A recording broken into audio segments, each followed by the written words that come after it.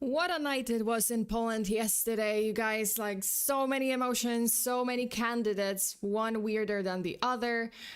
Ultimately, the two top picks are I think, like, underwhelming, and I was a little disappointed. I don't know who's ultimately gonna win. Oh, you guys thought I was talking about Eurovision? No, I'm talking about Polish election. Did I vote? No, I didn't. Ultimately, I didn't. At the end of the day, I didn't go to vote because I'm going to go in round 2. I don't know who to pick, honestly. You talking about Eurovision? No. Polish presidential election. It's so fucking weird. There's no good candidates, honestly. Eurovision was actually pretty Polish election. You know what? Eurovision, I did not like the winner. Poland, it exceeded my expectation. Poland's, we really tried everything. By now we're just like throwing shit at the wall and trying to get something to stick. So I don't blame them. The artist from Poland, Justyna, she was okay. Like this song is just a lot. I was watching it and I was just like, wow, what is going on? But hello, thank you so much for tuning in. If you're new here, hi, I'm FEARSONA. You can call me Sona, and I'm your friendly neighborhood true crime VTuber here to give you full body chills. Not with Eurovision, with today's case. I just slept that day. Well, okay. I like the dude with the flags. I did like, okay, I'm gonna tell you guys, I'm gonna like, come closer. I'm gonna tell you guys who did I like from this year's Eurovision, and there's a pattern. There is a pattern for the past like 4 or 5 years. I liked the mi amore, espresso macchiato, por favore. If you're Italian, I'm sorry, but I'm not sorry. This song was a banger. I like it. That's the guy I like. Yeah, Estonia should have won this shit. Why didn't it win? It was so fun. The performance was great. I don't know what people are complaining about. They're complaining about the song, like, oh, Italians are offended. Who isn't? Who isn't offended in 2025? You know what? Let people have fun. But I loved Estonia, yeah. I did love, okay, you know what? You know which performance I did really love? The guest performance of Baby Lasagna and Karia, because both of them were from 2023 2024 runner-ups, so second best, right? And I really fucking loved that performance. I loved both of those songs. Karia is like super good. The you know which one, the cha cha cha cha cha cha cha, and something in Finnish, because I don't know Finnish, but something cha cha cha. It's so fun. Okay, but my favorite ever, you guys might think it's weird, you guys might think it's creepy, I don't know, but my favorite ever Eurovision song, and I thought that they were absolutely robbed from the winning, jury be damned, but my favorite one was Norway in 2022, Subwoolfer, Give That Wolf a Banana. Yes. This is my favorite song from Eurovision. You know what I'm talking about? It's the before the wolf eats my grandma, give that wolf a banana, give that wolf. That's my favorite. See, it's fun. The performance was great. Karia was also great, but it's fun. Performance was great. I'm going with these songs because they are awesome. And you know what? And I'm at least like, I'm having fun. The other ones were kind of like, yeah, all the ballads and all the like howling and just whining about lost love or whining about something else. And these guys were just like, you know what, fuck it all. We're here to have fun. It's Eurovision, baby. What's Eurovision? Oh yeah, you guys, yeah. It's if you're from the States, you might not, be a big fan of Eurovision, because Eurovision allows everyone in except for United States. Yeah, that's how it works. We allowed Australia and we are allowed like Israel or something. Why the fuck? Who knows? I guess it's Australia because it's Commonwealth. And I think Canada was there once. So US was just like, excuse me, what? But yeah, some songs were controversial. I don't know, man. Like I just don't. I like it. I want it to be fun, you know. I want it to be about fun. I want to have a good time listening to the songs. And some of the songs were just like, well, some of the songs were not good. Some of the songs were just bad. But yeah, like ultimately they kind of chose a very strange pick mostly because of the guy's, I guess, like classical or opera singing experience. And he just, I don't know like what the criteria of the jury was, but he won. The guy, the Austrian guy, I think he's like Austrian Filipino. Well, he's got a range. His song was just nothing special. I didn't like it particularly. But yeah, like to me, Estonia won, and you know what? Estonia, number one. You know, mi amore, espresso por favore. Don't be stresso, don't be depresso. That's it. Okay, I know what you mean. And a lot of people will think that I am a very odd individual, but I enjoyed music from Tiny Tim. Tiny Tim? Wait, hold up. Tiny Tim? Who's that? Oh, see, I didn't know. Okay, I know the face. Yeah, I know the face. I know this guy. I just didn't know the name. Douglas, hello, welcome to the stream. And legit, my favorite was the espresso. Yes, right? Yes. Espresso, mi amore, por favore. Espresso macchiato. Oh, with the funny security and legs. I know.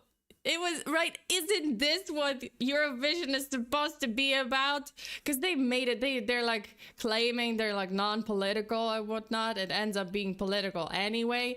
Whatever. But I liked Eurovision when it was like, yeah, it was about fun. And it was just like, no, I really want one of those like super fun songs to just win. Either that or the heavy metal or like heavy rock or something like that.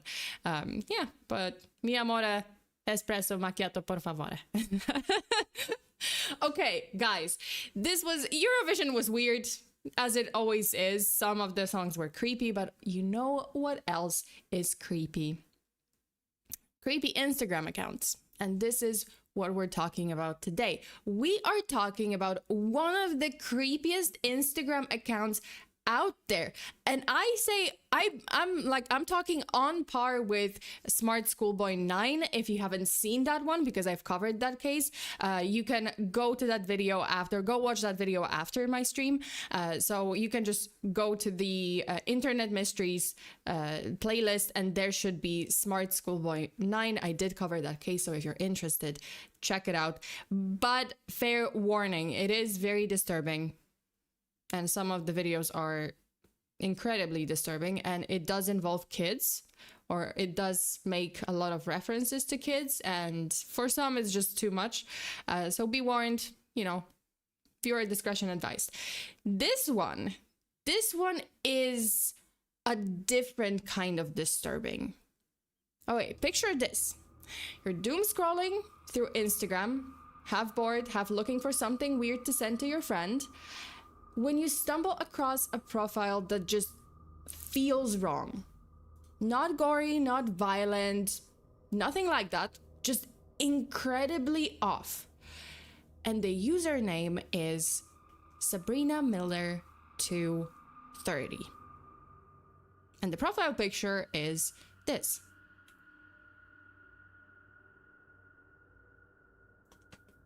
Yeah. So the date was March 11th, 2021, and Sabrina had just dropped her first ever post, or 2 posts, because she dropped the profile picture. She's single? No. Well, I mean, she sometimes isn't single, but she's in a relationship, but not for long. Then she's single again, so sure. Hear me out. No! Wham bam, no thank you, ma'am. Wham bam, no thank you, ma'am. Yeah, yeah. So March 11th, 2021, Sabrina dropped a few of her first posts. And at first glance, like, you see this picture and it's a blurry, kind of unnerving image of a face, like a close-up.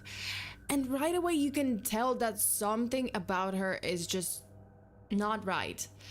The pale skin, the uncanny stare, and the two wide eyes that feel like they're looking at you, but they aren't. She's a real person, at least she insists that she is real. And as more posts started to appear, the story took a turn from, just another, okay, this account is creepy, to, okay, something's going on. Something way, way weirder is going on. See, Sabrina doesn't claim to be human. In fact, she says that explicitly multiple times, and yet she talks like she's trying to become human, or at least trying to understand us. So one of the earliest posts that I just showed you says this, and I quote, "Great day. I helped my friend Barry a bit with his depression.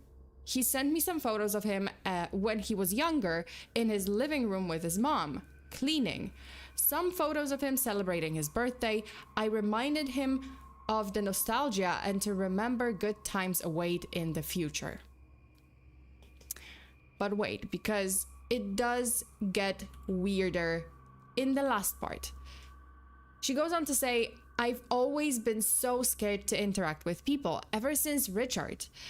I have felt so used by your kind, but I'm trying to adapt. The closest friend I had was John, but I can't find him after he moved away." Ever since Richard. Well, whoever this Richard guy is, he clearly did something that made her, kind of aware or careful of quote unquote your kind. And by your kind, she means us. She means humans, as if she isn't one. Well, she isn't. Then she goes on to mention John, who she says that was her closest friend, but he moved away, and now she can't find him. I feel like John escaped, but sure, which very weirdly written post overall. That's the first post, and it's just like, okay, well, that's very strange. That's very odd. But then you kind of look at the photo again, and the unease starts to settle in, because Sabrina's face isn't right. Like, her skin looks fake smooth, not how real human skin looks like. Her nostrils are kind of like, if you can even call him that, like, you can't really see them. So it seems like they are sealed shut. So yeah, she doesn't really have nostrils. What even is the point of that nose anyway? Then her eyes are just probably the weirdest part, because they're pale, like kind of big, and they are drifting off in different directions. Like, they belong to two separate people, or not people. Like the pupils, the irises are just like super big.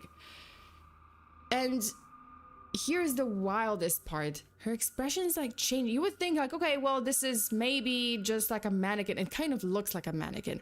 Okay, maybe it just is that kind of mannequin, whatever. Maybe it's a weird mannequin, but her expressions change across all her posts. Like, sometimes she looks happy. Other times she looks kind of devastated. Other times she looks curious or confused. And it always changes, right? The mouth shape shifts, the eyes reposition.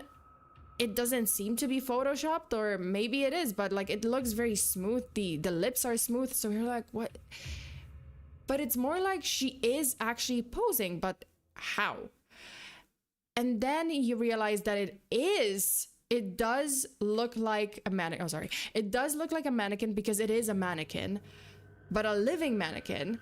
And the expressions are just, I don't know, like too lively for it to just be a mannequin. Which begs the question, is someone editing these photos, or is Sabrina, whatever she is, alive? And trust me, that was only the beginning, because this rabbit hole goes so much deeper. And also, Dorothy, thank you so much for the Supa. Dorothy says, Uncanny Valley. What surprise. Actually, it isn't. You were totally expected here. Hey. Well, yeah, Sabrina was expected here because this is what we do on this channel. But back to the case, back to the story.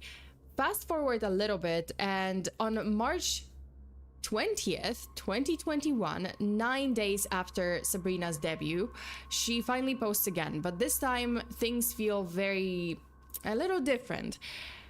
You know, there's the first picture that was kind of grainy and like haunted house-esque.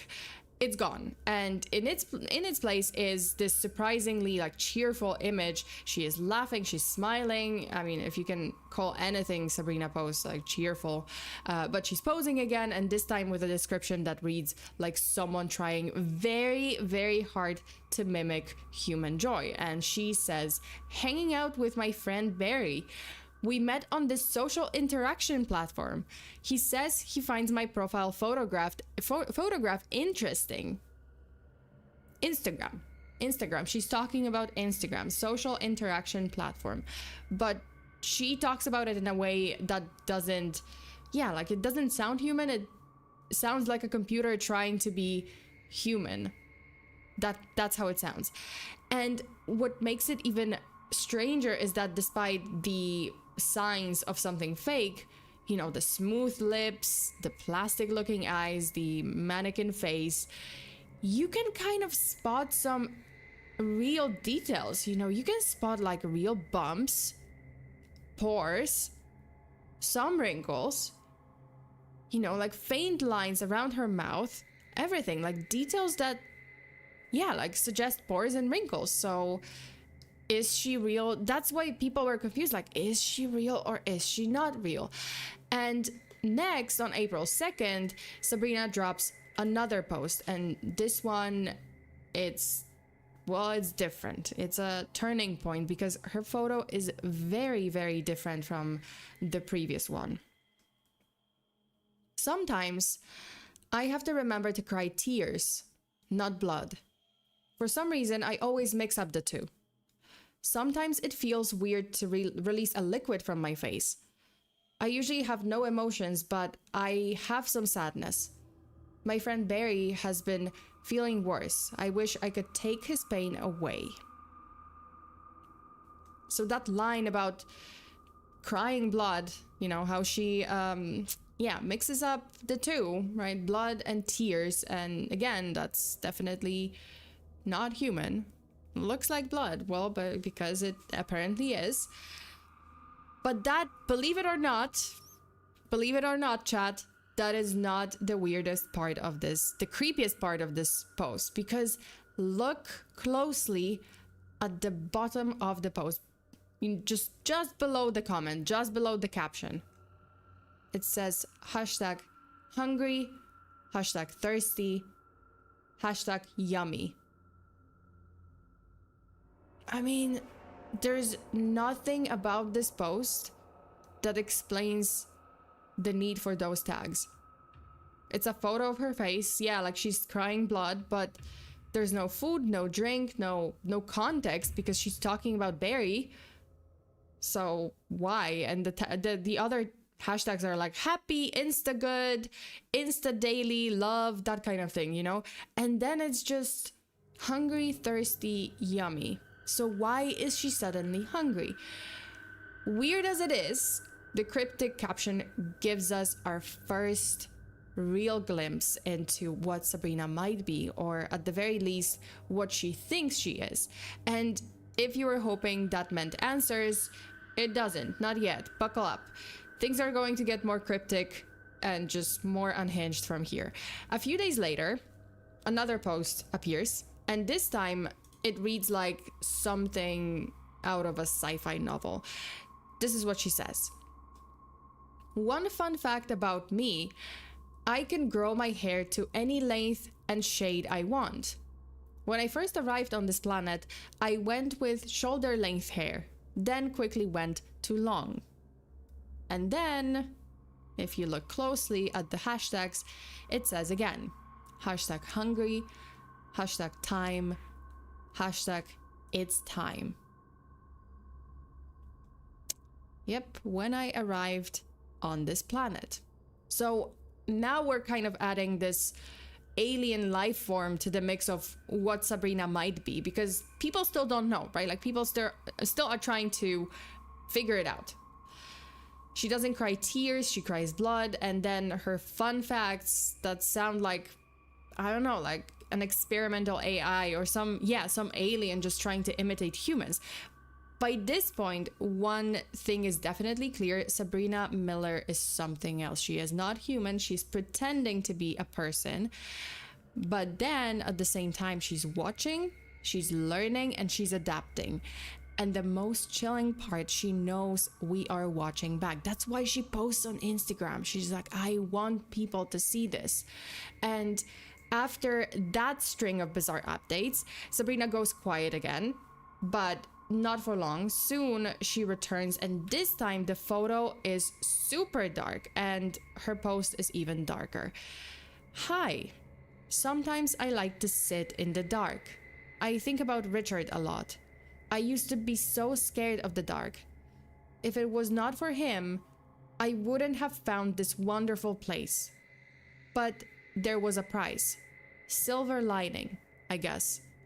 Plus, I learned how to use light in my eyes to see, and I guess you could call that dope. What an odd word. I don't even know, but yeah.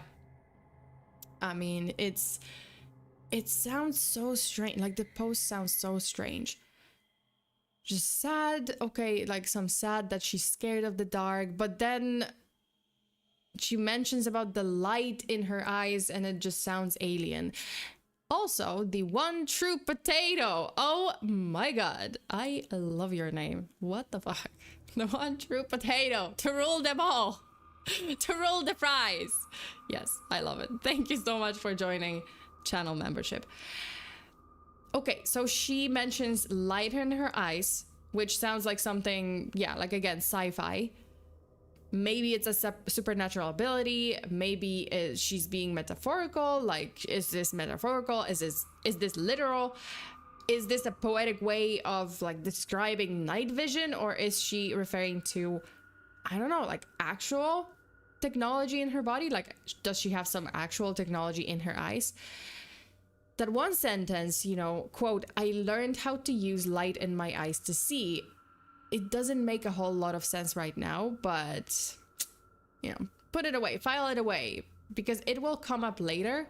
And when it does, it will make your skin absolutely crawl. But now things get even weirder, if you can believe that.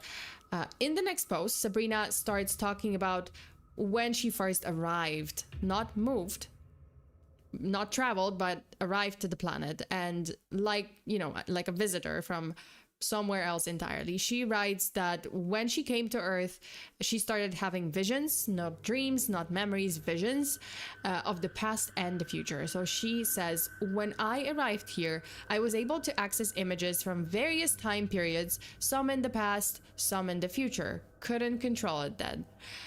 I wanted to find something to embody. Then I saw a mannequin head that made me feel happy. A girl was patting it in the head, I think. I loved her face, so I embodied that. I fear you all would be too afraid to see what I truly am. Richard told me he accepted me, but that turned out to be a lie. Embody. Wait, she's seen dinosaurs? I don't know, but apparently she has an insight into the past, the future, you name it. And then, yeah, she is embodying something, right? She decided to embody this mannequin, so she is a shapeshifter. So she's outright telling us that she chose this form, the plastic mannequin, just to inhabit, and that definitely explains the, you know, the weird appearance, the smoothness of her skin, the lips that are very mannequin-like, the eyes that are strange. Like, it does explain it. And just as you think that she's revealing the truth behind the mask, she puts on another one. So her next post shows her with a mask that seems to be smeared with blood. And the stains look suspiciously like blood, for sure. And the caption, well, that's where things get very dark. Also, DMJ, thank you so much for being a member. I hate how creepy this Time Lord's face is. Oh yeah.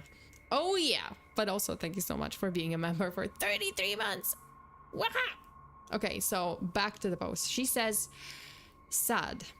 I wanted to live here, on this planet, as a friend, but your kind became too interested in the things I could do and the magic I performed. It makes me sad because I originally was invited here for the purpose of friendship and in hopes to learn from each other. But I was the only one giving, never receiving. I'll be okay. Sometimes depression hits me for a little bit. And this post hits different, for sure. Like, it isn't just about sadness, it's about betrayal. Someone, or, well, maybe a group of people, it seems like they took advantage of Sabrina. Maybe Richard, because she mentioned that he lied to her, right? Like, he seemed to be a friend, he said that he liked her, but that was a lie. Right? That's what she mentioned. And now she feels used and she feels abandoned. But if that wasn't strange enough, she drops another post soon after, and this is the post, and there it is. The creepy hashtag is back. Hungry. And then the mood shifts again. Red is a wonderful color. When I get angry, I feel this color for some reason. Hashtag hungry, hashtag looking, hashtag watching, hashtag waiting, hashtag I'm, hashtag coming, hashtag for you. Well, what the fuck? I mean, her mood shifts so many times, and now, well, I'm coming for you. That's what she said. I'm coming for you. And hungry and waiting, watching, I'm coming for you. Well, the mood shifts again because the next post is this. My friend Barry has told me he has feelings for me. This makes me feel excited for the future. Maybe a different outcome this time around. As I have said before, John is someone who was a close friend, but never in a relationship way. But I still love him. I saved him, and in many ways, he saved me. So here we go, like Barry re-enters the picture. Sabrina now shifts completely. She's not like coming for you. She is actually happy. She seems a little giddy. Could this be, her her first real connection? Maybe. Just maybe. She's finally going to get the sense of, her feelings being reciprocated, right? Because she was burned by Richard before. At least that's how it sounds. And she talks about a different outcome, which, again, maybe it was referring to John, maybe it was referring to Richard. The way she speaks about people still feels off, like she understands attachment, but not really like boundaries. She's trying to be close to people, but it ends up being like mimicking closeness, like trying to connect, but it's all like just strange, and it's definitely like, it sounds like desperation and danger. So yeah, things might be looking up for Sabrina with Barry, at least. She is hopeful, she's eager, she's posting this picture. Mind you, like, this still seems, it looks like she has blood smeared on her face. So like here on her nose that's like closed up, and here. But hey, she has a crush and she's happy, so why not? All right, so after the emotional ups and downs, because she goes from betrayal to like excitement and hope and just being giddy for Barry, for her crush, Sabrina drops something surprisingly normal. Like the next post is surprisingly normal, though the photo is anything but normal. So she says this. It is official. I have a date tomorrow. Now I must look pretty. On my planet, there is no need to look pretty. We are all extensions of each other, so it was never a necessity. That being said, I respect that your species are filled with ego, and I will abide by the rules. Okay. Okay. Well, I mean, date. Yeah. Yeah, good luck. So, yes, like, the post is a little bit adorable and very much unsettling. I don't know, the picture is unsettling. The post sounds like, oh, it's adorable, you know, I'm having a first date. Oh, it sounds almost like a middle schooler, you know, preparing for their first dance. If that middle schooler just casually dropped the phrase on my planet, like the middle school ET middle schooler. Okay, so the way Sabrina talks, well, we're starting to get a little bit of a clearer picture of what she's claiming to be, you know, something non-human, sure, but something that comes from a world where individuality doesn't exist. Wait, I am having is it the Borg? I watched too much Star Trek. The Borg, I'm telling you, the Borg. They were the same. Oh my god, Lord, epiphany. But the Borg, wait a minute. Yeah, the Borg actually in Star Trek, the Next Generation, well, I mean, all across Star Trek, but the Borg are this alien species that is very threatening to any world, and they absorb the other species, so they just kind of integrate them into their collective mind. Yes, I'm sorry. I need to meet people more. Oh no, not the Borg. The Borg were fucking scary in the Next Generation. Holy shit. Okay, so this sounds like that. Sona is the cutest nerd.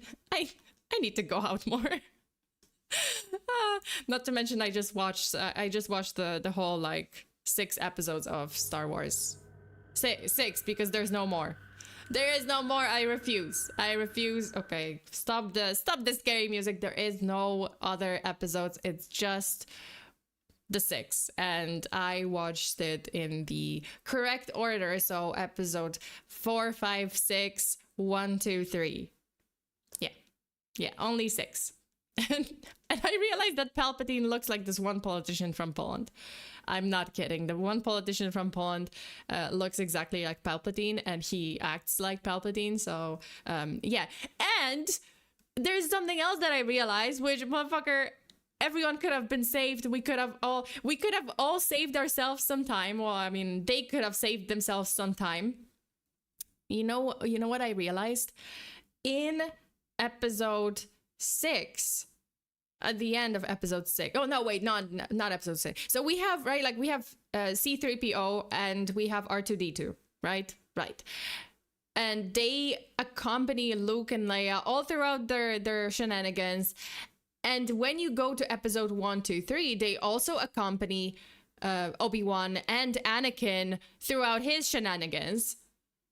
And yes, at the end of episode 3, I forgot who says it, but someone orders, I think whoever took charge, someone orders them to like wipe the memory of C-3PO, right? So I was just like, oh, they were there. They wiped the memory of C-3PO. They don't wipe R2-D2. This motherfucker knew it all. He knew everything from the beginning. He knew that Anakin was Darth Vader.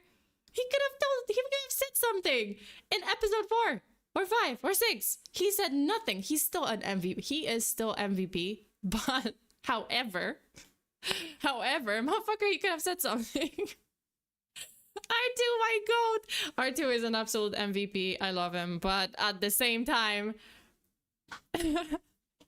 how'd you mess the two up? Wait, did I mess something up? No. True, but not everyone can speak droid.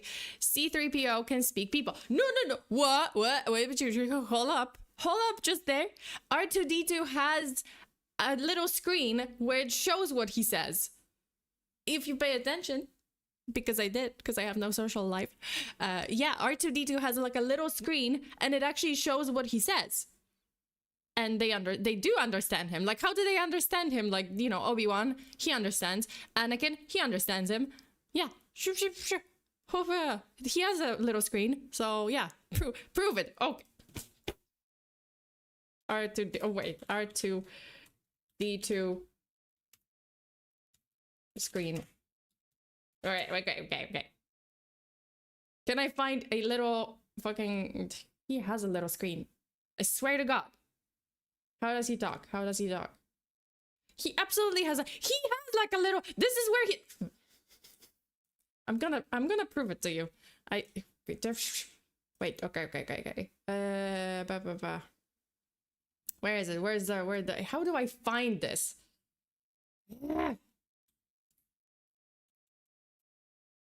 How do I find this? I can't find it. I'm just gonna show you this one picture that I know, like, where it showed. I need life. Okay, listen. Hear me out. Yeah, this is from one of the newest movies, I think. Fuck it. But this is where it showed. This is the eye. This is where the lines show. Sometimes. Okay, you go rewatch the movies. I swear to God, like the round camera, yeah, like it's a camera, but it's also like a little screen, either here or somewhere else. But there was like a little screen, and it literally does show the lines. Okay. Where does it show? Wait, okay, you know what? I'm gonna find it after the stream because we have to go back to the case, but we have to, you know, get back to the case, but I will show it. I'm gonna find it, and he does talk. And they can understand. Well, anyway, point being, well, even if he doesn't talk, you know what he does? He records shit. He records everything, and he can do, like, he can replay it, the hologram thing. So, yeah. That's right, pal. We're not meeting up with the others. Okay, so now we believe you. I said, well, calling Darth Vader. She's on to us. Now that I think about it, as I was watching Star Wars, I thought that, damn, the Siths have better outfits. I was like, damn, you guys look better. But at the same time, you guys look evil.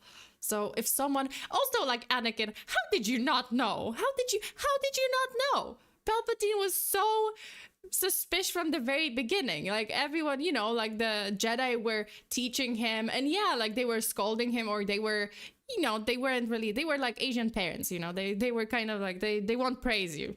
But I know this from my friends. They're like, yeah, my mom would never. But you know, they would never praise him, but then Palpatine would like swoop in, slither in, and he would be like, oh, but you're so talented, you're so great, and then join me and dark side, and yeah, you're gonna look like a lizard, but it's okay, you're gonna have unlimited power. Dude, if I were there, I would be like, oh, you know what? Like, I know what you're doing. I know you're evil, but also, damn, you guys look good. Jedi kind of look embarrassed. This is embarrassing. I'll be like, oh, this is embarrassing. This is a tough choice. Like, do I want to look good, or, you know, and be evil, albeit be evil and look like a lizard person, or do I want to be good with good power, but also look like I'm wearing a sack of potatoes? Tough choices. Also, someone's calling me. It's okay. Join me on the dark side. Starts playing Dark Side sung by hey. Anakin was a complex guy. You know what? And it was from from the beginning. Like, it was Palpatine's scheme from the beginning. I also realized in episode 2, who gets assigned. Palpatine knew from the very beginning what was gonna happen. I think because he had a foresight too. Like, he knew what was gonna happen between him and Padme. See, in episode 2, who does he assign to Padme's as Padme's security guy? Anakin, because he knows. Okay. Anyway, I need to I need to go out more. I need to go. Okay, back to the case because I've been on it for God knows how long. Okay, so we get another post after the date post, right? Like we get the post about the date, right? Sabrina is trying to look pretty. She's trying to make herself look pretty, and she's super excited for this date with Barry. And then, you know, it's all rainbows and unicorns until the next post. She says this. Did my makeup... Oh, no, wait, this is the one. Did my makeup and on my way to his house. From 1954 to about 1955, I was in the care of my old friend Richard. So when I was finally able to live on my own, I didn't know what to do. I mostly just stayed at abandoned houses, not feeling much of anything except falling in love with nature, the only pure thing left on this rock. Now that I am feeling what true love is, I cannot grasp the feeling. I want to cry, but I want to scream with joy. But I shouldn't do that, as my scream is known to sound like a threatened cat, which I've heard scares people. Also, Joshua, thank you so much. Did he plan to get thrown by Darth Vader? Well, I mean... Who? Wait, who? Palpatine? I don't know. Oh yeah, because doesn't he? No, wait, no. Yeah, it's a complex story. Anyway, back to the story. So she, you know, she casually drops the information that she was in the care of Richard in the 50s.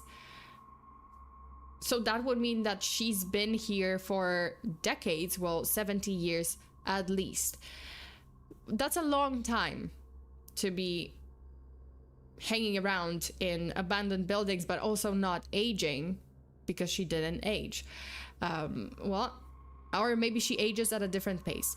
She says she's feeling true love, but it's too much for her. Like, it's overwhelming, all too much for her system to handle. And she wants to cry, she wants to scream, but apparently her screams sound like a threatened cat and it scares people. And this is where the story really starts to blur between the lines of like internet persona and something way, way darker. Also, holy shit, Baxter, what the fuck? Do you want me to have a heart attack? But also, Baxter says the Jedi are also evil. They helped start a war over a trade disagreement. That's true. And yet they allow slavery in the Outer Rim. Anakin is an idiot because he did not buy his mom's freedom, nor did... Oh yeah, what the fuck? Anakin. Nor did his queen wife. Also Darth Jar Jar. Darth Jar Jar, let's go. But yeah, what the fuck? Wait, that's true. Yo, like, okay. Hear me out. I kind of understand why Anakin did not buy back his mom. Because the Jedi are evil. Let's face it, the Jedi are also not fucking like holy saints or whatever, like holy people. But their teachings are that you are required to let go of any existing family, right? Like they're young Padawans, like they're from like, I don't know, either infancy or little children, like at least 5, just 5. So maybe they don't remember their families. Anakin was there since like 10 or even like 10ish, so he was already considered older and he already had a mom and memories of a family. But you know, they did teach him like you have to let go, you can't care about anyone, like as in you can't have attachment to everyone. It's just fucking evil. It is evil because they're like, oh, the attachment, you have to let go and not care about the ones you loved. So yeah, fine, I understand why he didn't buy her out. But the fucking Padme? What? She was a queen and she was a senator. I'm pretty sure she had influence and she had enough money, and not to mention she did meet Anakin's mom, so it's not like an excuse like, oh well, I never met her or anything. Bullshit. Okay. Well, anyway. Okay, I'm good. I'm okay now, true, but how many times during the Clone Wars did we see them liberate whole planets? They couldn't just liberate one girl who would have cost, what, $100? I don't even know, man. Yeah, like there's some loopholes, but ultimately Jedi are kind of evil, like a little bit. Yeah, like there's some parts of their teachings are just fucked up, so that's where we're at. Let's just agree that the best of the best in that movie is R2-D2 and... yeah, forever. R2-D2 is forever. And Jar Jar. Yeah, Jar Jar is great. Maybe Chewbacca. Chewbacca is also okay. The humans, however, they suck. They all suck. Every single one of them. They suck. Back to the... also, Luke kissed her sister, so... anyway. What? Just because she's royalty, you think she's rich? Well, is she not? Or at least she has influence. She couldn't get 100, but you mean to tell me she doesn't pay? She doesn't get paid? No, wait. She's not. Well, she's not really royalty. It's not that. Like, yeah, she was a queen, but on Naboo, they elect the queen, so she's not really royalty. She is a hired employee. Like she's, she is a CEO, so to speak, right? She's appointed the CEO, and then she's a senator. So you don't mean to tell me like she doesn't get paid anything? Come on now. Come on. And Dorothy says, I want to mention the hypercritical statement only with deal in absolute. Oh, in absolutes, which is an absolute itself. Yeah, I know, right? Yes. Only Sith. Oh, only Sith deal in absolutes. Yeah. Yeah. Well, anyway. Yeah, I know, right? It's just weird. Jedi. Yeah, there's a couple of things. There's some complaints that I have. I would, honestly, I would join the Sith, probably. Leia is Luke's sister? Damn. Sorry, spoiler. Spoiler. Whoops. But, yeah, I would join the Sith. At least for, it's like a space Hugo Boss, Yeah, it's kind of a space Nazi, but, and space Hugo Boss designed their outfits, so I'll be like, that's a tough choice. I don't want to be evil. But at the same time, you guys look cool. So, you know what? I'm gonna overlook all the dark stuff. Because I want to look cool. Doesn't mean I'm gonna kill anyone, but I'll be like, yeah, whatever. I'm here for the outfits. I'm here for fashion. Darth Sona, yeah. I would be like a cool bird. I'm like, listen, I'm here for fashion. Like, yeah. They would be like, oh, are you here? Are you with us? Are you loyal to the Sith? And I'm like, yeah, Dark Lord, all hail Dark Force, and so on and so forth. But also I'm here for fashion, so I wouldn't actually kill anyone. I would just be, oh, you know what?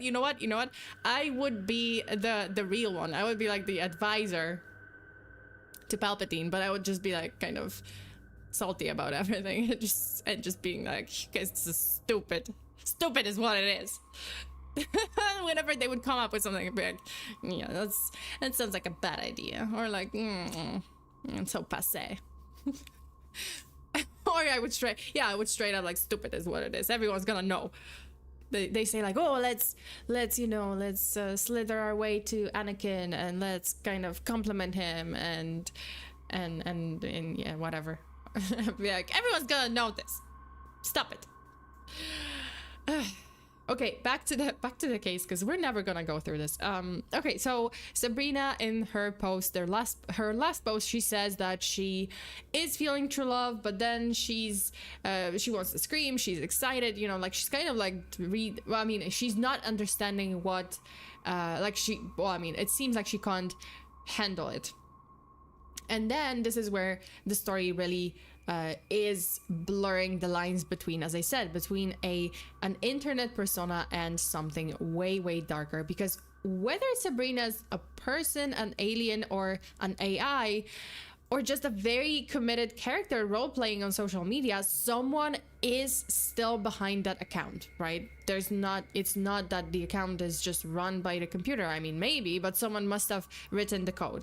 So someone is running this account, someone who has carefully crafted this narrative that plays with Sabrina's identity, memory, and also our obsession with authenticity online, or our obsession with mystery too. And what's the end game here? And why does she keep tagging her posts as #hungry? So that's what we will dig into next, because Sabrina's tone is about to change again. And the next phase, it's definitely not love. It's far from love. She seemed to be falling in love for the first time with Barry, right? Like she had that date. And for a minute, it actually looked like things were going well. Like she was excited, she was nervous, all those very human things. And if you've been following her posts up to this point, if you've been here with me up to this point, you could almost start to, cheer for her, cheer on her, like, oh yeah, well, that's great. She feels so alienated because she is an alien. But then now she's connecting with this Barry guy and she has a date. So you're kind of almost getting to the point where you're like, okay, well, way to go. I hope you're happy. But that hope, yeah, it gets crushed. It gets crushed very fast, because in the next post she says this: when he saw me, he said he was scared of me. He said I looked artificial. I did my best to look pretty, but I guess it wasn't good enough. I hoped he would have let me in, but the door remained locked. I stood there for 1 hour, 34 minutes and 17 seconds before leaving. He loved me when I helped him through his problems, when I listened to him when nobody else would or could. I even tried to form a calming figure to help him through his nightmares. He ran away from me then, and he ran away from me now. I was being used by him just like I was Richard. Your kind are so cruel. I will take note of this. I never really interacted with humans besides Richard. I would live amongst everyone, keeping to myself. Now I wish I would have stayed in the woods, where the animals and plants never judge. I miss John. I mean, that level of detail is scary. Like, she wasn't just stood up or rejected. She calculated it down to a second, because she calculated how long did she stay, at Barry's place. Wait, I'm gonna sneeze. Oh my God. I am good. I'm good. I always have to sneeze during a case. God damn. Okay, so she, she was stood up. She calculated it to the second. And let's be real, if you're standing outside someone's house for over an hour and a half, just basically staring at the door, that is not love. That is not the one. That's obsession. And, it's kind of freaky. Sabrina goes on to explain that Barry once said he loved her, not for how she looked, but for, how she helped him. But then when he actually saw her, yeah, he said like, oh, he's scared of her. So now we are at the point where Sabrina is spiraling, and then comes one of her most unsettling posts yet. She wrote this: I had carved our names on this tree with my bare hands, and this is how I get treated. I helped you through your nightmares, and even tried to help you by giving you a protector. Yet you ran from it then, and you run from me now. Everything I do, you hate. I just wanted to help you. And among the hashtags, there it is. Sad, sadness, crying, and hungry. There's hashtag I'm, and then hungry, and then again. So I'm hungry again. And just when you think that she might be ready to, disappear back into the forest, because she says like, oh, I wish I had stayed in the woods. I wish because plants and animals, they don't judge. Well, she doesn't. She keeps posting, and she says this next: sometimes I want to go back home, and I can go back whenever I want, but maybe I'm selfish. I feel like I like the feeling of being independent. Back home, I was always stuck with everything else. I never mattered. But here I can be my own person. And at this point, it's almost tragic. Like, you can feel that she is sad. You know, you feel bad for her. Like she doesn't belong, she doesn't matter, you know, she is feeling sad. But then she drops a whole pile of hashtags under that post, and they are not random because they're a warning. Here, hashtag I am hungry, excited, love is a lie, angry. Yeah. And it does actually get worse. The next post is, me and Barry talked today. He said he was sorry. Did I forgive him? Of course not. Forgiveness is not in my nature, only hunger. I could try to learn forgiveness, but my anger is too high to even begin to fathom that concept. Now I know I shouldn't be like this with everyone. Well, now I know that I shouldn't be like this with everyone, and I won't. I do know a lot of you truly are caring, but I just have a hard time trusting people when people lie or judge me because I don't fit a certain standard. Yeah, girl. Same. Oh wait, okay, that came out wrong. I'm not hungry. Maybe not exactly the same. I don't eat people. But when in that post, when you actually zoom in, 5 of them definitely stand out immediately. Hashtag he tasted good, yummy, sweet flesh. Did she just eat him?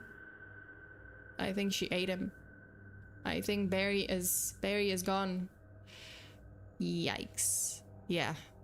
She got to eat. Yep.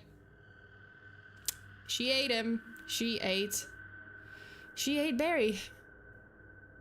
Oh no, here she comes. She's a man eater. She's a man eater. Wait, is that the song?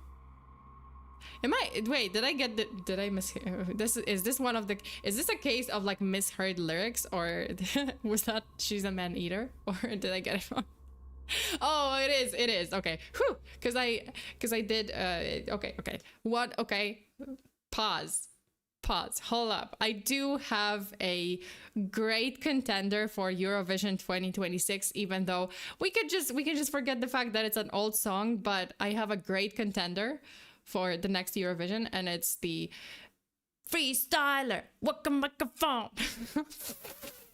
And why does it connect to the whole misheard lyrics? Because it's actually, I just realized that it's Freestyler and then rock the microphone, but it does not sound quite right when it's pronounced correctly. So it's gonna be Freestyler, Waka Microphone. It's forever gonna be Waka Microphone for me. It has to be. It doesn't hit quite the same without it being mispronounced and without it being gibberish. There has to be gibberish in that song. Glad I ate before this. Jesus. Also, Shy, thank you so much for the super. When the cannibalistic doll has a better nutritional diet than us mods. I guess so. Do you guys know this song? The Freestyler, Waka Microphone, and something down, da da da da da, and a waka microphone. No, just me. Oh, I'm surprised I was right about her eating people. Never heard that song. What? You guys must have. It's the Waka Microphone. Wait. It's the Waka Microphone. Come on. You guys must know it. Wait, it's the Freestyler. What? Oh, you guys don't know it? Okay. I need to educate you guys. You guys gotta, okay, you're gonna know this song, Freestyler. Listen, it's Bumfunk MC's Freestyler. Hold up. I will. This one. DMCA, but also. Wait, okay. Okay, I gotta like go. I need to go like a little more. Ah, where is it? Straight from the top of Yeah, this one. Wait, hold on. Oh, this one. What the microphone? Even though technically it's Rock the Microphone, so. Geometry Dash, what the heck? Okay. Back to the case. Sorry, because we still have so much to cover. We're still not done. Alrighty. Back to... Yeah, see? Freestyler. What the microphone? just type in Freestyler in YouTube. So it's like it is Rock the Microphone, but fuck it, it's Rock the Microphone always. Freestyler, Rock the Microphone. Okay, back. Jesus. The next winner of Eurovision 2026. Freestyler. Okay, anyway, back to the case. So yeah, she ate Barry, great, and yeah, Sabrina is not cute anymore. She's not trying to be human. Now she's turning into something darker and something that's been pretending to be innocent just enough to make you feel bad for her. Because let's face it, we all did. We all started feeling bad for her. We started cheering on her that, oh, you know, you have a first date. That's great. It didn't go well. Barry was scared of her. So yeah, people started feeling bad for her in the comments. But now we see the truth. She is here to feed. She is not quite human, not quite alien, but something in between. And for the first time, she is not afraid to show it. She is talking about it. She soon hits us with another plot twist. Without a warning, something truly insane and vile appears on Sabrina's page. She posts this. And she says, quote, "My molting has finished. The one downside to taking the form of something I'm not is having to shed." Yep, you heard it right. Molting. Jesus, this reminds me of that TikTok trend. You know that TikTok trend where girls were tricking their boyfriends into hinting that we shed skin around our periods every single month? But that's not true, obviously, because we don't. Wink, wink, hint, hint, hint. Back to Sabrina, back to the case. So just when you think it can't really get weirder, it does. She posts this next. "I've learned that your species is a fan of art. Well, I decided to do some crafts with my molted skin. I call this art piece The Pretty Girl Everyone Loved and Was Friends With Forever." She took her own shed skin and turned it into an art project and gave it a title like from like a Pinterest core title, like a scrapbook from summer camp. Bruh, modern art, I swear. This does look like one of them, like modern art pieces someone would buy for a stupid high price just to eat it on camera. I'm having like the $6 million banana flashbacks. I honestly, these people. But then she goes dark again. She goes silent. She goes quiet for over a month. And then there were like no new posts. She goes creepy. No creepy captions, no hungry hashtags, nothing. And then on June 13th, she is back. And with one word, she lets us know that she's not back to being cute. She is back to being hungry. Yeah, she posed this, meeting a new friend later today. Oh, sorry. And then there it is. There's hunger. Yeah. Hungry. And this time she is meeting a friend, which... under any other circumstances, yeah, it's she's meeting a friend. But with Sabrina, it's might sound sweet, but with Sabrina is the actual flavor of the person. They're grabbing dinner, except the friend is the one on the menu. And then 3 days later, she confirms the worst. Sadly, one of my friends wasn't helping. So my 2 friends who are left over will be coming home with me to be studied. They were so excited, maybe in a bad way, but I tried to reassure them that they will be taken good care of. Ever since some parts of my family wanted to be independent like me, they want to learn how to blend with you all. And that will take studying. The Borg.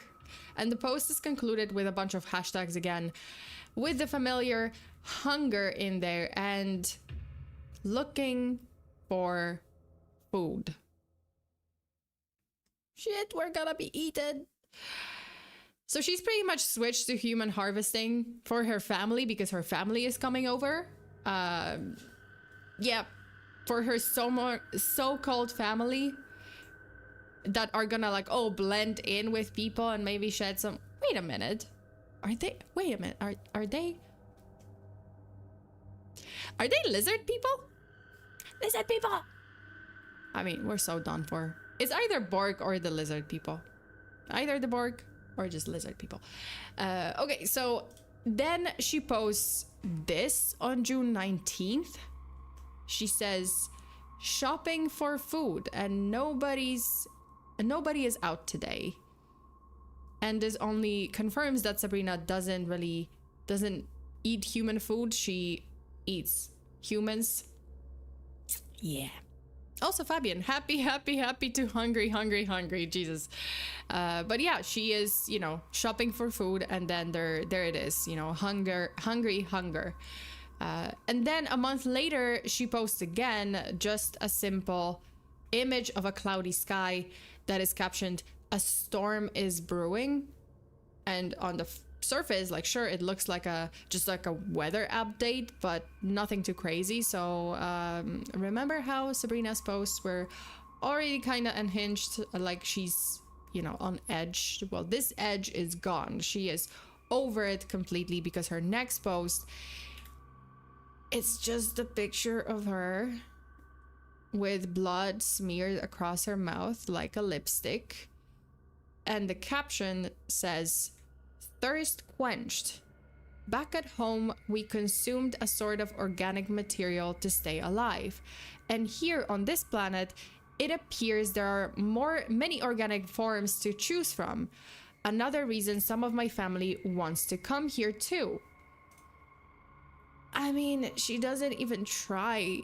She's not even subtle anymore, because apparently Earth is crawling with organic options, us. And take your pick, you know, cows, chickens, ex-boyfriends, apparently. Yeah. By the way, someone, if you didn't know, if you didn't notice it, because I kind of flashed through it, someone commented under this post, "Sabrina, be my sugar mommy, please." Oi, brother. You might just end up being her sugar baby. For dessert. That's it, yeah. And also, it would be like, but she eats people. I can change her. No, you cannot. No, you cannot. She doesn't produce sugar. Yeah, someone would be like, I can change her. No, maybe she's just that great. I don't know. Okay, so Sabrina even celebrates hitting 200 followers by, and I am not kidding, gorging herself, literally. She posts this blood-soaked selfie again, and just casually lets us know that she ate too much, like she's describing a birthday cake binge, but it doesn't seem to be a birthday cake. Now, we're not going to go through every single post on her account, not because they're not interesting, because trust me, they are, but because the more important one, there are just like most important ones, and they are where things start to escalate hard. So if you want to check out Sabrina's account, you can. It's still up on Instagram. It's still SabrinaMiller230. So you can actually check out all the posts. But we're gonna go through the most important ones that kind of bring clarity to the whole story that unravels. And this is one of those posts. She actually tries to post a picture of herself supposedly transforming into her true form, and she says one of her family members tried to take a photo mid-shift, but it didn't really turn out. And she says Polaroids work better. Digital cameras mess it all up. My face sort of changed, but not enough. And it's also, you know, like just a confirmation that she's not alone there. So her family is there, like her family members are here. Sabrina's brought them over, which she mentioned in, you know, one of her earlier posts, and they are testing the waters, testing their forms and watching us. Then there's silence. For 6 months she goes quiet. Sabrina just goes dark until suddenly she is back with another very disturbing update. So she starts sharing a flurry of strange updates. She was away, something needed her attention, and that something was off the planet, which she does mention in this other post. She says, the feeling of being back on this planet is one I have truly missed, right? And then a couple of her normal, you know, normal yet not normal posts later, there appears a completely unusual one, like in Sabrina's standard, because all of her posts are weird, but there's this one that's like very off, like for her, like off brand for her. It's a blurry photo and her trying again to capture her true form. Like that's what she says, like, oh, I tried to take a picture of my real form, but it didn't work out. And then another image of her molting, and also she's still eating people. This one says, my roommate's landlord heard sounds of a screaming cat, but it was just me. He got very agitated, so I removed his doorknob and will be paying him a visit tonight to show him how I make those sounds. She's eating people. She's still eating people. And apparently, well, also Taxman, thank you so much for being a member for 8 months. Hey, 8 months and no regrets. Praise the sauna. Yeah, praise be. Okay, so she's still eating people, and now she's actually drawing more attention to herself, because sure enough, a few days later, wait, I think I messed it up did I mess it up? Oh no, fuck, I saved the wrong image. Fuck, damn it, I did. Okay, so there was an image. Okay, I'm gonna pull it up on screen, because I think I saved one image twice instead of, like, one slide was twice. SabrinaMiller230. I wonder if I can, like, find that image. Fuck. Damn it. Let's see. Well, anyway, I guess I'm not gonna show that image, but there was like a capture from a TV, like an old TV clip, and there was like a composite sketch that looks like Sabrina, and it said, like, you know, wanted, and, you know, that someone, yeah, there's stuff, that, you know, it was an official news report on this entity that was terrorizing the city. And the caption on that image said, old news clip of me on television set. Whoever sketched me like this did me dirty. Yeah, the sketch wasn't great.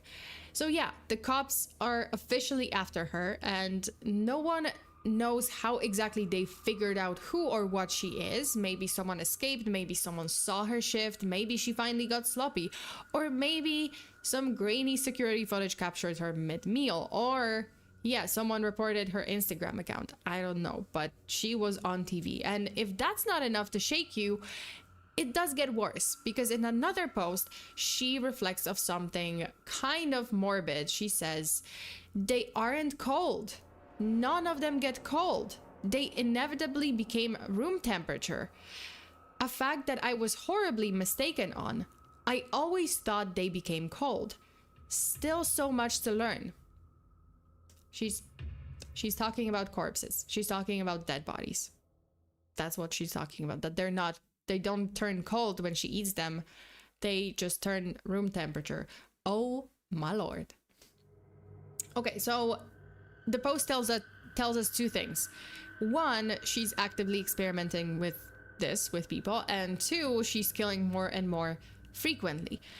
Just 2 days later, she admits it. She says, I couldn't control my hunger last night. They didn't deserve what happened to them. Why do you have to taste so good? My species eats organic matter, and that typically was organisms that had no physical form, but this just tastes so much better. Being at home for the length of time I forgot how to control my emotions again, but I am trying. So she is losing control again. Jeff the Killer, yeah, she does in that one picture, in this picture, yeah, she does look like Jeff the Killer, doesn't she? Yeah, it's very similar. So she is losing control again, like she was being more human, but now that she's visited home, I assume home planet, she's losing it again. But then we get something really strange. Well, again, strange for someone who posts really unhinged stuff. Like, we've gotten used to her face, right? Like the unnatural mannequin face with like the big eyes and stuff. This next picture is kind of normal. Well, half normal, but it's kind of more human. This is what she posts. And she says, I broke into a hippie's house and her friends gave me psychedelics and now we are all best friends. I mean, yeah, like this eye looks kind of fucked up, but this side of her face, and she has nostrils, so she looks surprisingly, well, half of her looks normal. And yeah, this was the first time that she actually looked sort of kind of human, at least one of her eyes. Her skin was still grimy, her hair still looks kind of like weird, but her nose had nostrils. But yeah, anyway, remember this picture because we're gonna circle back to it later, or at least the eye, the big eye. It may be more important than it seems. And I mean, let's face it, like, we would be hard pressed to believe that any of this is actually real. An alien, you know, posting on Instagram, one that kills people, shapeshifts into mannequin-like forms, and not on top of it, like, she documents everything on social media. Come on. If you haven't picked up on it yet, it is pretty clear that this is an ARG, an alternate reality game. What's amazing though is the amount of detail that's, you know, been poured into this. Like, this is a huge project, not just the writing, but the images, the pacing, the lore. Whoever is behind Sabrina isn't just telling a creepy story. They are building an entire universe, and it does show. More and more people are flocking to her profile, following the mystery. It's a game. Yes, it is an ARG. I'm gonna explain why I think it's an ARG. Like, how did I discover that it's an ARG? So let's go down a slightly different rabbit hole, one that introduces us to a recurring name in this story. It's Richard, right? In one of Sabrina's earlier posts from July 18th, she shares an image of an old letter, and it reads, "The first human contact I've made was a real sweet person. At first, he made a mistake on the date due to his anxiety over his girlfriend who left him, his downfall. I like to trace over it with charcoal every day. It makes me feel like I'm closer to him again. He is dearly missed. But you know what they say, it had to be you." And the letter was signed by a man named Richard Williams. So who is Richard and why does he matter? As it turns out, his story may explain how Sabrina even got here in the first place. Because if you go to Sabrina's Instagram and then you go to links, because there's like, oh, the bio and then the links in the bio, there is one that is literally titled Richard Williams. It's a blog. So it's Richard Williams 29 and it's Blogspot. So we have that blog. So this is the blog, Richard's journal. And it kind of looks, well, it looks very bare. It's an old school, like kind of clunky site containing basically like converted or scanned pages of, well, not scanned, but like converted or written pages of Richard's journal from 1954.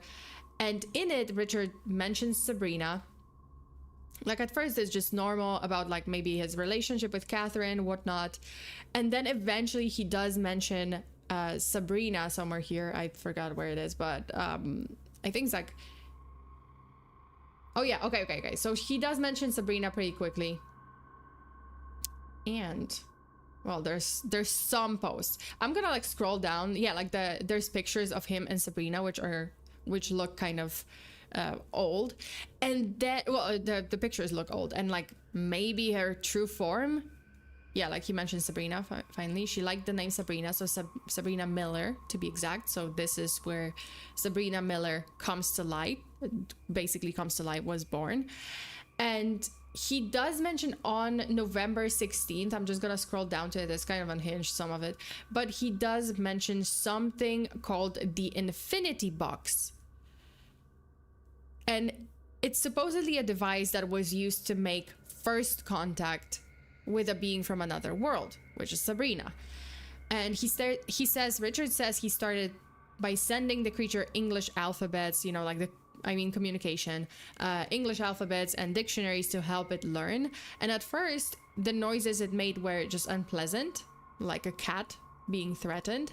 And then eventually the being started to speak, and Richard, he became obsessed. His journal shows a man just reeling from heartbreak after his lover, you know, Catherine, left him, but then he had something new, you know, something interesting, and it was Sabrina. So he took her into nature first. If you go to November 5th, he does talk about how he took her outside, and first he took her to the lake. That's where the experiments started. So he took her to the lake, where he pushed her into the lake, into the water, causing her to melt into a blob. This is supposedly what she melted into. And then he took her to different places, you know, testing her reactions and shape-shifting abilities. And that was where his intentions began to really, really show. So he took her to the forest. Then it's November 20th, and Richard actually like asks her to see, I gave her the description of my old girlfriend, Catherine, curious if she would be able to go off my description since I had no photograph. I unfortunately was given the most horrendous faces I have ever seen. So this is what she supposedly started shape-shifting into, because he didn't have a photograph. It was just his description, and according to Richard, it was like the most horrendous face I've ever seen. Still, he did not stop. He kept pushing Sabrina, documenting everything. He even noted how Sabrina started displaying like real emotions: anger, sadness, happiness. It was all new to her. But when she got angry, she was terrifying. And Richard, like, he didn't really care. He escalated the tests even more. And this is where I'm gonna give you a trigger warning, because the next part is kind of brutal and it does have some photographs. Yeah, there's a couple of photographs that are just, yeah, it's not great. So on December 16th and 17th, Richard tested her pain tolerance, and it was bad. He stabbed her in the chest with a butcher knife. He shot her in the face with an M1903 Springfield. He beat her with a hammer and even plucked out one of her eyes and skinned part of her arm with a razor. Yeah. So according to his journal, like, she regenerated every single time. There was no pain, no blood. He continued, you know, like, just plucking out her eyes and stuff. It's just weird. But yeah, it seems like Richard was, you know, was trying to be a so-called scientist, but he was basically a sadist. And eventually Sabrina had enough. She started sneaking out. She started exploring on her own. And when Richard tried to force her back to her planet using the Infinity Box, she actually snapped and she rooted herself in the floor like an oak tree, apparently, growling for days. Richard had to leave the house and check into a hotel because of the noise. And when he came back, she was gone. Sabrina was gone. And from there, Richard's journal spirals. Like, he tries to reconnect with Catherine, it doesn't go well, he steals a photo of her for experiments, and then suddenly a strange journal entry appears, and it's the very, very last one. And it says this: "Dear Mom and Dad, I have decided to leave the country with my new friend. Her name is Sabrina, and she is very pretty just the way she is. It took me a while to accept this, but now I have. I know this may come off as strange and out of nowhere, but it is something that I have thought about for the longest time now. I need to distance myself from Catherine." Yeah, misspelled. Catherine misspelled. "She does not like me anymore. And there is nothing I can do about that." And also there is nothing that I can do. But that's okay. I have someone who loves me very much, and we want to start fresh. I will never be back. And I need you to accept this choice of mine. I will be happier this way. Love, Richard.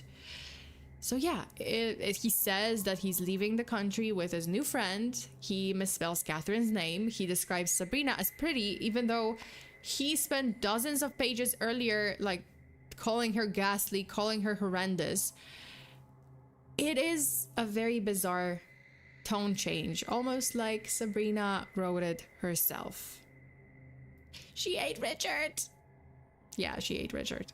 I think because after that, this is 1955. After that, Richard vanishes. His estate gets sold. Sabrina claims she was only with him until 1955, the same year of that final entry. And yeah, I think she ate it. I think Richard was Sabrina's first victim. But that's just speculation for now. I mean, there's a lot more to Sabrina's story after her parting with Richard. You know, there's a lot more posts, or eating Richard, I guess, after eating Richard. So you can go ahead and explore her account as much as you want. For weeks, maybe even months, followers watched in horror as Sabrina Miller spiraled from eerie curiosity to just full-blown nightmare fuel. The captions got darker, the confessions more bizarre, and pictures definitely more graphic. If she ever had a grip on reality like that, now it was slipping. It was gone. She claims she wasn't human. She isn't human. She talked about mimicking us, watching, learning, and wanting to taste us. Her photos showed that same hunting mannequin face, always lit like something out of a VHS fever dream.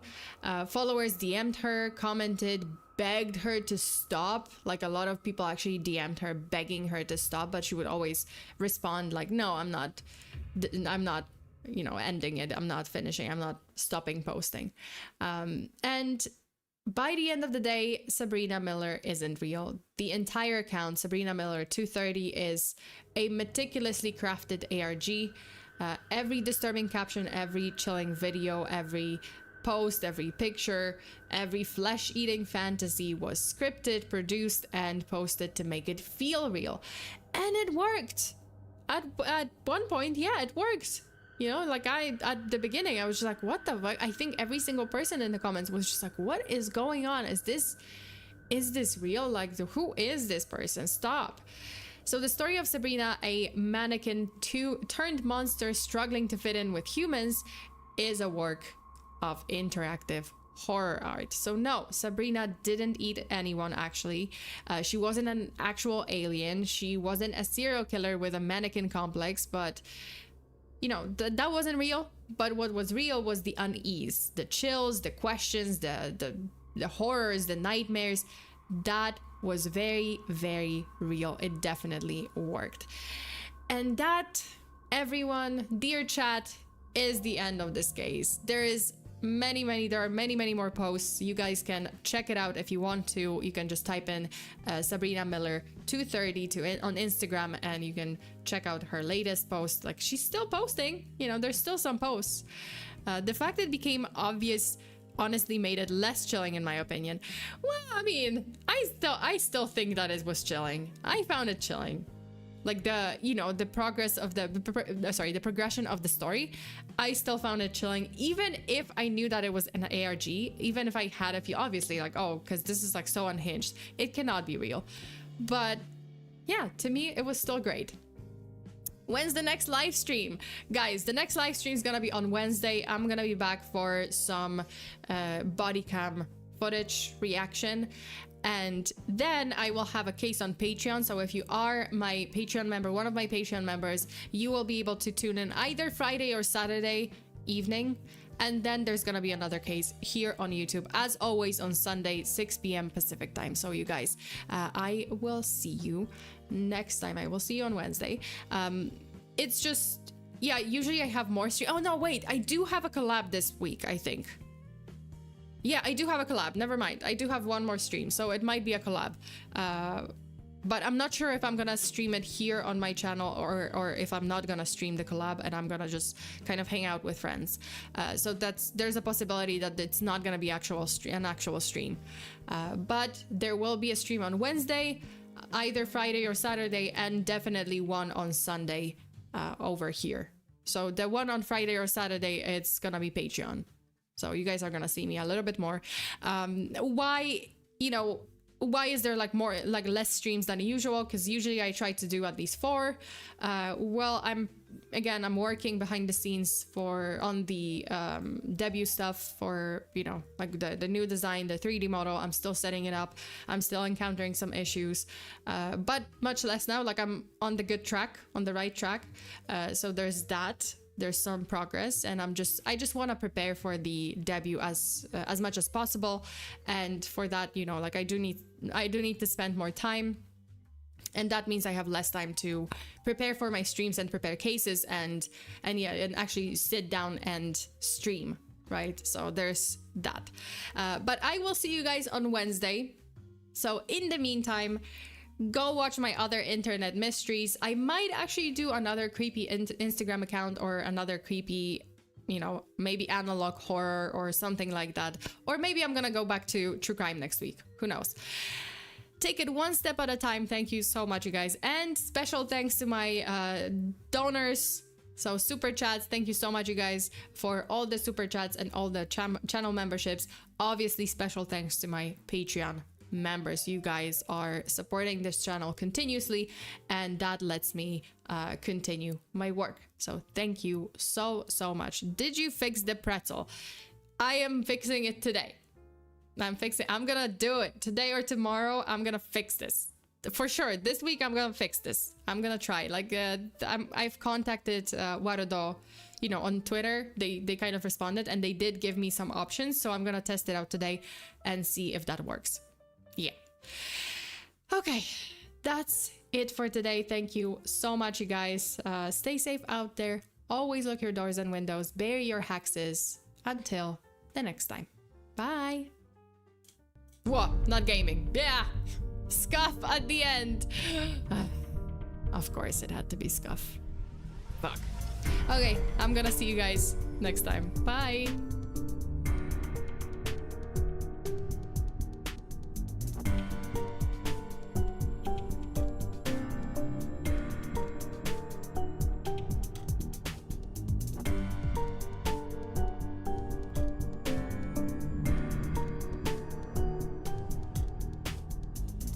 Thank you so much for the soup. I hope everything works out, Sona. See you later. I do have a fun fact. I do have like a super fun fact. Do you guys know the origin story of corgis? Yes, the dogs. The corgi origin story. Apparently, there were like 2 children in the forest lost, and then fairies in the forest appeared, and then they gave like 1 corgi puppy to each child to guide them through the forest. So corgis are really fairy dogs. That's it. Corgis have a lore. The corgi lore. You guys look it up. It's great. I would like to believe that this is the true story of how corgis were created. Yeah, that's it. Thank you so much. I'll see you guys next time. Bye.